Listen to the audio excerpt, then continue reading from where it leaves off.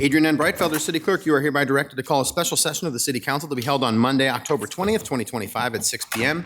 in the historic Federal Building for the purpose of conducting a work session on Greater Dubuque Development Corporation. Thank you. Good evening and welcome to a special session of the Dubuque City Council for October 20th, 2025. As a reminder to viewers and listeners, due to the nature of tonight's meeting topic, public input is not accepted. However, you may contact the City Council directly from the city's webpage at www.cityofdubuque.org/council contacts. Attendance for the session is as follows. Mayor Kavanaugh. Here. Council members Farber. Here. Jones. Here. Resnick. Here. Roussel. Here. Sprank. Here. Wethel.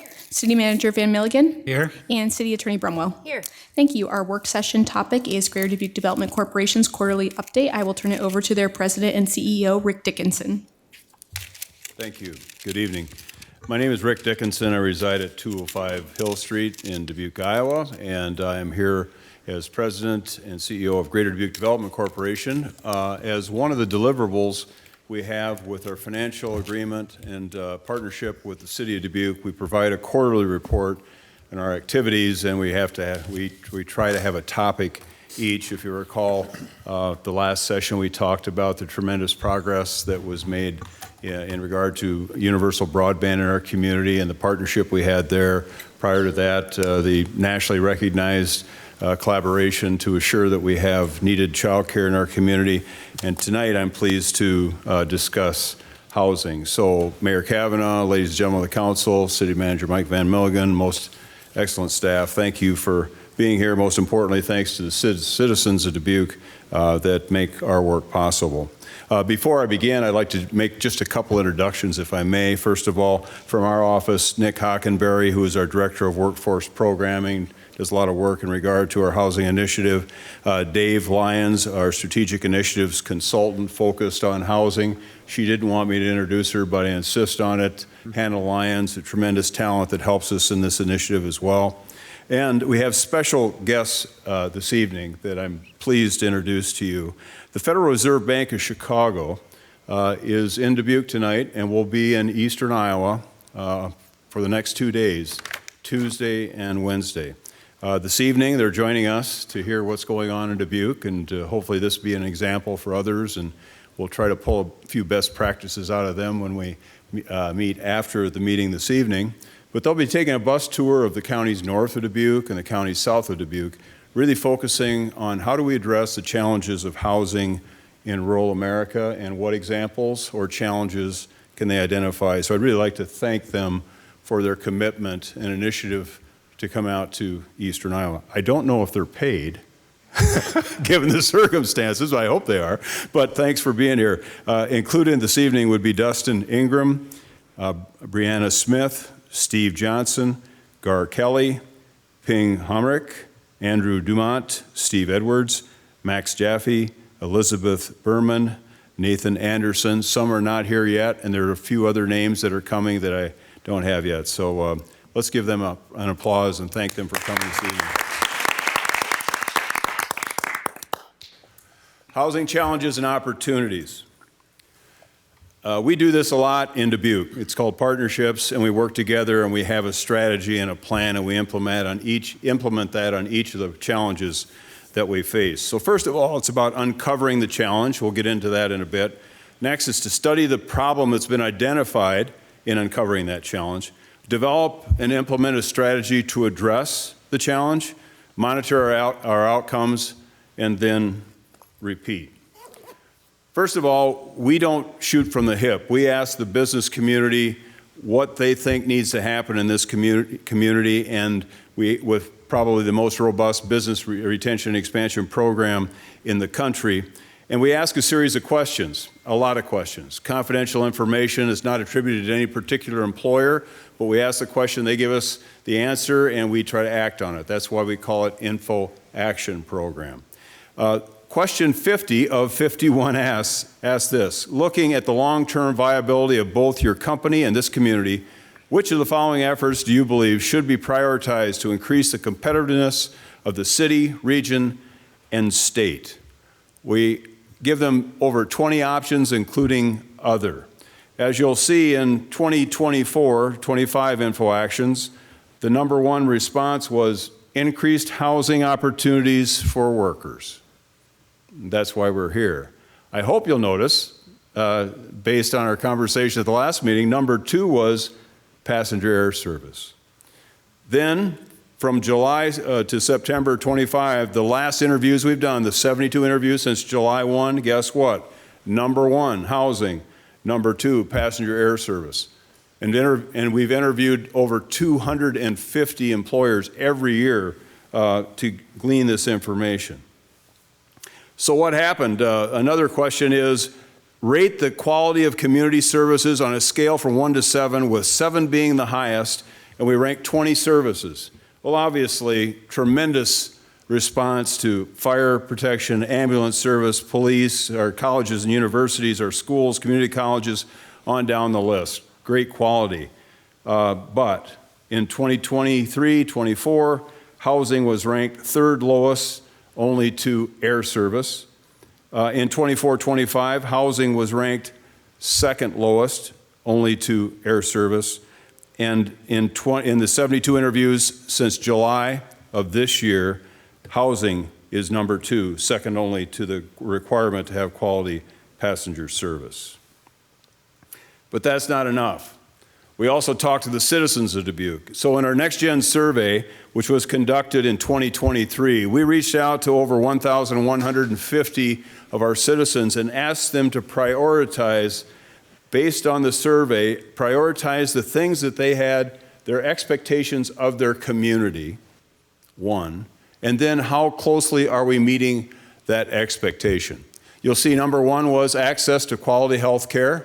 On a rank from 1 to 5, it was 4.32, and the gap was, they thought the delivery was 3.30. But the greatest gap and the second most important issue for our citizens age 30 and younger was affordable home ownership, number 2. Number 6 was affordable quality rental housing. So it's not just what business says, it's what our citizens say. And so because of that, we move forward.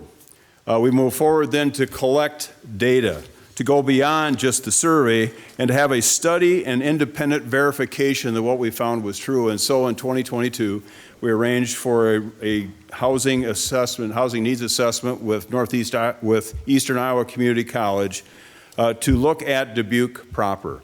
They came up with a study, indicated that yes, in fact, we had a major need, and out of that, we received a 2022 housing needs designation, housing needs assessment, which included benefits from the state. It declared us a distressed housing community through the Iowa Finance Authority and opened up some funding for our operations here in Dubuque.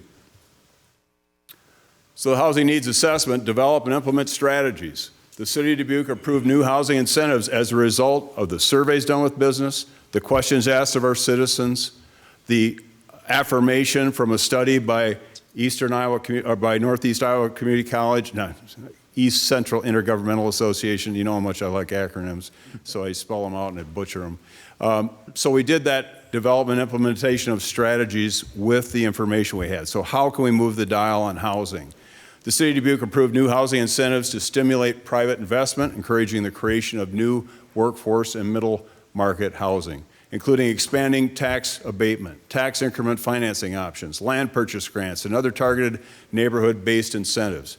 By consolidating and clarifying its housing incentives in the programs and incentives brochure you see in this slide, the City of Dubuque established a transparent foundation for the private investment in housing in our market. And it worked. It worked. Now, 3 years later, time for a new assessment. What's been the impact? And now it's another study by ECIA, all of Dubuque County, highlighted persistent challenges in workforce middle market housing availability and affordability once again. The study will be made available to the council, the mayor, staff, and all of the community upon completion. I had hoped to have it completed tonight, but ECIA needed another week or 2 to finalize it. It'll be available to our development community and to our public officials when completed. Creating a balanced housing market is the goal. And that means neither buyers or sellers or landlords and renters have an overwhelming advantage. That's the true balance. Housing costs don't grow faster than wages. That's the balance. New construction generally keeps pace with population growth, and vacancy rates stay in the balanced range. 0.6% homeowner vacancy is what we have right now in our community. To be healthy, it should be 1 to 2%. It's less than that. 5.3% rental vacancy. For that to be healthy, it should be between 5 and 10. So we're not in balance today, and we need to be. Let's first talk about workforce housing. Workforce housing serves rental and owner-occupied housing for households making $55,000 to $93,000. Approximately 30% of Dubuque County households are in that income range, 30%. Example, single worker, male, age 25, working as a production associate, making $43,000 per year, can live and be in workforce housing. A working family, 2 adults, 40 years old, and 2 children, one working as a restaurant assistant manager and the other adult as an early childhood teacher making $61,000 per year. They'd be in that workforce housing. An example of workforce housing is Union on the Marina. I hope Dubuquers can go down there and check it out. It's a beautiful facility, 100% raised. They're doing the exterior of it now. It's on schedule. It's a real asset. These families will be able to walk to work on Kerper Boulevard. They'll be able to walk across the street to the public pool. They'll be able to walk the other end of the street and experience a park with river views. These working people and their children will have a great opportunity in Dubuque, thanks to the projects like this that are being done. Union on the Marina, $55 million project, creating 201 units. State and federal incentives include low-income housing tax credits. Local incentives, thank you, included land grants, tax increment financing, and lift station upgrades. A tremendous asset for our community and for our citizens and for our employers. Middle market housing need by the numbers. Days on market, down since 2020, under supply. That's the finding. Median home sale price, $240,000, up 44% since 2017. Median rent, $944 a month, up 41% since 2013. And a median priced home is only affordable to 38% of the households in Dubuque County. So, middle market rentals. Middle market rentals serve households earning $75,000 to $110,000 a year. Roughly 12% of Dubuque County's households hit this mark. An example would be a young professional, 29 years old, marketing analysis worker remotely for a regional firm, earning $68,000 a year, rents 1-bedroom apartment for $1,450 a month in a highly amenity supplied building in downtown, as an example. Serves middle market single family units. This is an image of one of the homes, one of the renderings of a home at the farm off of Northwest Arterial to the north. This market serves households earning $90,000 to $130,000, looking for ownership options between $250,000 and $400,000. Examples of who would reside there: a young family, 2 adults, 38 years old with 2 children, one working as a teacher, the other as a mid-level manufacturing manager, making $118,000 a year. Another would be an established professional couple, 2 adults, 45 years old, working as healthcare worker administrators, making $125,000 per year. The farm project in Dubuque is creation of up to 105 single-family and multifamily units. Local incentives, thank you, were tax increment financing. A path forward. Based on the growth of the most recent decade, Dubuque County will need 2,560 new housing units by 2035. That is the final number of the regional housing study. That's in addition to everything that's in place and in consideration or under construction. So let me repeat that. Based on the growth rate in the last decade, Dubuque County will need 2,560 new housing units in Dubuque County. Continue current incentive programs is imperative for us to reach this number. And we must reduce pre-construction costs through proactive and simplified regulatory and permitting systems. We need to capitalize on affordable short-term construction loans for smaller developers and developments. And we need to develop a revolving loan fund for owner-led rehabilitations. I'm sorry that I ran quickly through that. As I shared, we will provide you the housing needs study, which is about a 50-page document. Very thorough, excellent work by ECIA. It will be made available to you through the city manager's office and will be made available to the citizens and to the business community upon completion. We're making tremendous progress, but we have a great deal of progress to move forward with. There will be some pushback on the balance. If there is higher demand than there is supply of apartments, the landlord has the advantage over the tenant. That's an uncomfortable position for the tenant. It's an enviable position for the landlord, but it's not how you get to the right place in our community. The same thing holds for single-family residences. What we want in Dubuque County is that no one builds the first apartment or the first home that no one wants. But to be successful, we must build that home that everyone wants. They shouldn't have to wait. They shouldn't have to look past Dubuque County for an opportunity.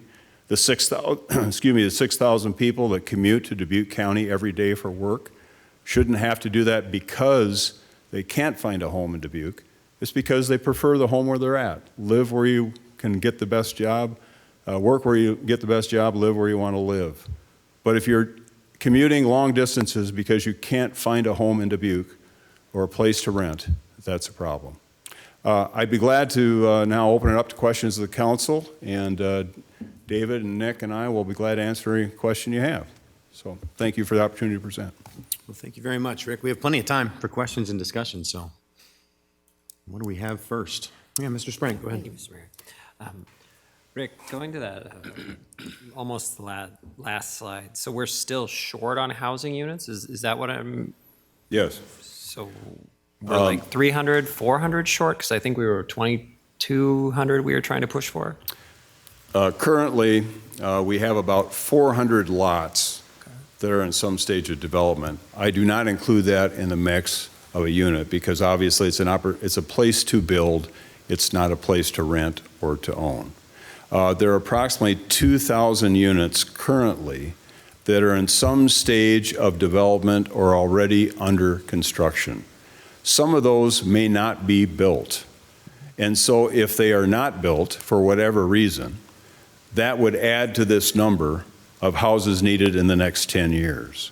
So the study from ECIA states that given the growth that we've had in the last 10 years going forward, and all indications are that we will experience that in Dubuque County because we have had higher growth than other metro counties in the state. Now, Dubuque has been relatively flat, but our suburbs, the planets to the universe of which Dubuque is the sun, has grown dramatically in the last 10 years. And that's the secret sauce of our region. That universe needs 2,560 homes in addition to what's being constructed and what is being planned today. Okay. And then I've got one more follow-up, if that's right. So I'm campaigning, talking to neighbors. A lot of folks in their 50s, say their early to mid 50s, are looking for, they don't want to move into apartments. They would like to downsize into smaller homes or to like a condo. Is that discussed in that report at all, the types of housing that we're looking for? Because a lot of folks are looking for a smaller home, not Sure. so much a smaller apartment. Absolutely. So there are a number of factors that determine demand of housing and the type of housing that is in demand. There's recent articles out about how younger generations no longer are looking for the starter castle. They're more interested in quality neighborhoods, quality housing, but downsizing and not be captive to the maintenance of their home. There are folks of a certain age that are looking to downsize to a smaller unit. They can't do that and move away from the home that they lived in for 30 years unless there's some place for them to go, either a downsized homeowner facility or a rental facility, so that their home then is open up to that younger generation moving up. When I was born, 1953, I was the oldest of 7 children. And every household in the United States had an average of 4 children. Today, that average is 1.6 or below children per household. As my generation, the baby boomers, are retiring in groves, those 4 of us per household are trying to be replaced by 1.6 children per household today. And so we must be a net importer of talent. We must have places for people to live, to come to our community for opportunities. And that's why housing is such a critical issue for our community of choice. But again, as you see, the employers know it and the citizens know it. The question is, does their leadership know it? And thankfully in this community, absolutely they do. And they act on it, and it's working, and it needs to continue to work. Thank you. Thank you, Mr. Resnick. Thank you very much. So, Mr. Dickinson, I've heard this situation referred to as the chicken and the egg situation, where we have the union at the marina, and people are concerned about, well, where's the amenities, where's the services, where's the day-to-day necessities that 2,200 apartments are going to require. My own view is, once we have people there, then we have a reason for businesses to say, hey, we could offer our services at that time. And is it your experience and your expectation that once these apartments are filled with families, workforce families who need things, that we will have perhaps more services nearby, maybe along Kerper or along other neighborhood streets that will have amenities, services, and day-to-day necessities, so that it's truly a walkable neighborhood and you don't need to jump in your car every time you need something? An excellent question. Even though my title is president of Greater Dubuque Development Corporation and our client is the employer, I'm going to answer your question based on where my heart is, and that is, how does this project, how does this mission impact people? Our friends, our neighbors, the folks that need a safe place to live, the folks that want their children to be able to enjoy amenities, hardworking people that don't have a lot of money in a housing market that is growing leaps and bounds. So for me, the first imperative is to have that be available to our friends and our neighbors, our citizens. This project meets that. I hear unsettling comments like, those people that live there. I don't care for that a bit, because those people are our children, our grandchildren, and our newcomers, and they work, and their children deserve quality in our community. What's wrong with someone who works hard, 2-income family, making less than $70,000 a year? What's wrong with their having a view of the beautiful Mississippi River, or to have a view of the McDonald Park on the river, or a view of the pool, or their parents to be able to walk to any employer up and down Kerper Boulevard? And yes, they would be defined as a grocery desert based on their distance from the Eagle store. You know, I checked it out. There's a number of candidates for public office today that if you determine whether or not they're in a grocery desert, they're farther away from a grocery store than the folks on Kerper Boulevard at the Union on the Marina. And so it begs the question, why would people be so concerned about that now when they're farther from a grocer than the folks that'll live in that house or that apartment on Union on the Marina? I think we need to set that aside. It's a minority objection to a tremendous project made possible by partnership between the public and private sector. I know there's concerns that it's an outside developer. That bowling alley was torn down and was vacant for 12 years. Any developer in this town could have developed what's there now, and they chose not to for whatever reason. And there are developers who see Dubuque and understand the opportunity, and unfortunately, some of them are from out of town. I wish they were local. I wish our local people would do those projects themselves, but at least they're being done and our citizens are being served. Thank you. Thank you, Mr. Mayor. Time for one more here. Or zero. Yes, ma'am. Yeah, Ms. Farber. So my only comment is, having lived and worked in other cities besides Dubuque, that this is the first community. I was born and raised here, and my parents had a house. I moved back to Dubuque, and I have a house. Every other place I've lived, multiple cities in the U.S. and overseas, I've always lived in an apartment. And so I think the change going on in Dubuque is for us to realize that to expand our horizons and to expand our living accommodations for communities that develop amongst the apartment complexes, which can be a lot of fun. It's a new neighborhood. You kind of live, work, and play in the hood, if you will. And so I applaud these efforts, and I look forward to seeing and hearing more about more neighborhoods having infill, whether it's mixed use, or units like this, which provide kind of a unique living experience, but the first of many, hopefully, for the city of Dubuque.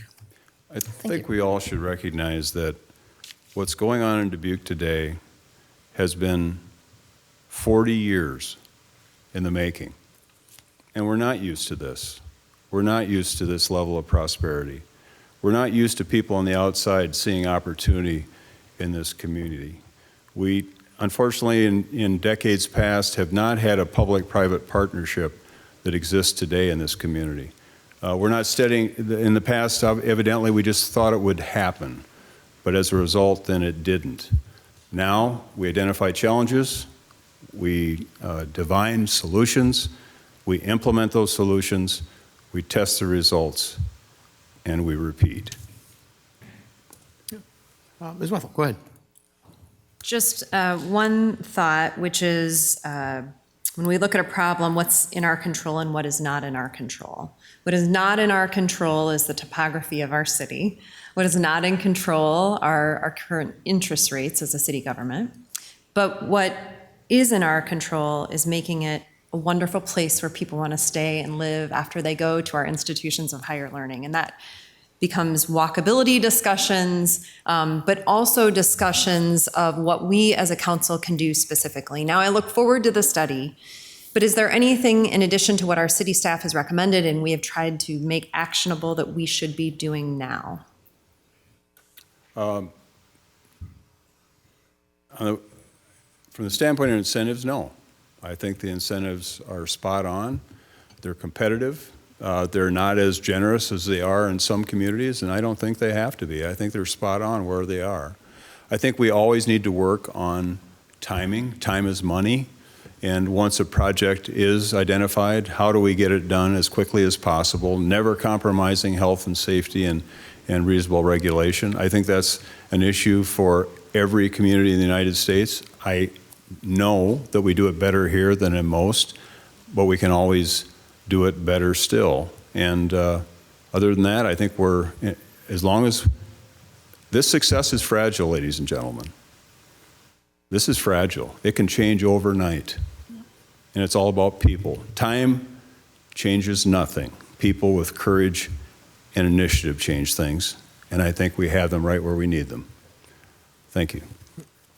Rick, thank you very much for this. And just to close us out, as we get into this report and learn a little bit more about it, a couple things that I'm most excited to see. One would be something that was mentioned here, I think from a couple different perspectives, but the idea of incentives and when we might be looking towards incentivizing specific types of housing versus just housing in general. I agree with you. I think it's been very successful so far, but I do think that there will come a time where we need to look carefully at what we're incentivizing and how we're doing it. And I think that I'm looking forward to more of that conversation. Also, what you just said, and you wrote it in the slide too, the proactive and simplified regulatory and permitting system. I'd like to make sure that we have that discussion quickly as we start to look into this report so that we can figure out what it is we as a city can do to speed things up in places where we can do so without compromising safety and health, as you mentioned. And then finally, just examples from other cities. You brought that up, as Wethel brought that up, this idea of, are there other places that are doing this well that we can totally steal their ideas from because they're really good ideas? And that's the kind of thing that I'd like to be able to talk a little bit more about. But I'm really looking forward to this report for sure. This is going to be a great new addition to this discussion. We're sending a spy on a bus trip with the Fed, so. All right, so we've got spies in the mix to be able to go and see other places and how they're doing it. Well, thanks again for this. We appreciate this work session, and there being no further business in the work session, we'll be adjourned for about a minute or so.